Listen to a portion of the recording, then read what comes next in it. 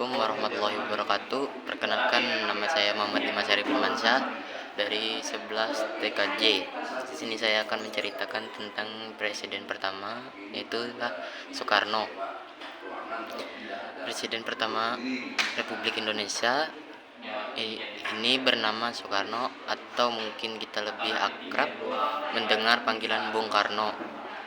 Soekarno lahir di Blitar pada 6 Juni 1901. Masa kecil Soekarno hanya beberapa tahun hidup bersama orang tuanya di Blitar. Semasa sekolah dasar hingga tamat, Soekarno indekos di rumah Haji Omar Said Tjokroamito yang merupakan politis kawanan pendiri Syariah Islam. Kemudian melanjutkan sekolah di HBS. Saat belajar di HBS itu, Soekarno telah memupuk rasa nasionalisme dalam sanubarinya. Usai lulus HBS pada tahun 1920, beliau pindah ibu kota Jawa Barat dan melanjutkan ke THS atau Sekolah Teknik Tinggi yang sekarang disebut sebagai Institut Teknologi Bandung. Beliau pun berhasil meraih gelar insinyur pada 25 Mei 1926. Kiprah Soekarno pun berlanjut ke bidang politik. Kemudian sang proklamator merumuskan ajaran Maharanianisme serta mendirikan sebuah partai yang bernama PNI. Pada 14 Juli 1927, tujuan diberikannya partai ini adalah untuk menuju Indonesia merdeka.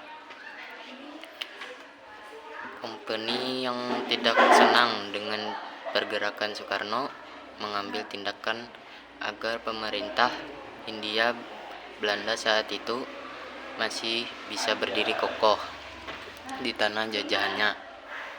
Akibatnya Belanda menjebloskan Soekarno ke penjara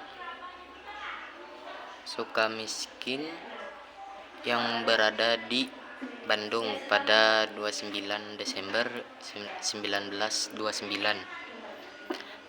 8 bulan mendekam di jeruji besi.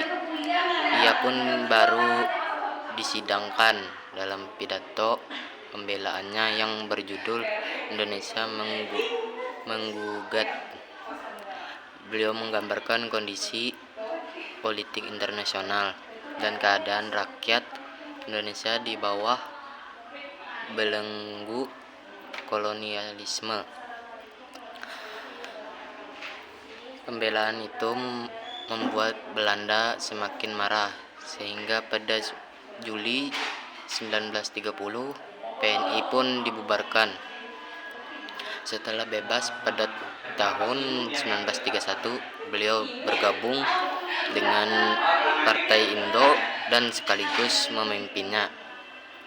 Akibatnya beliau kembali ditangkap Belanda dan diasingkan ke Ende Flores pada tahun 1933. 4 tahun kemudian ia dipindahkan ke Bengkulu. Setelah menelan berbagai pil pahit, perjuangannya tidak sia-sia.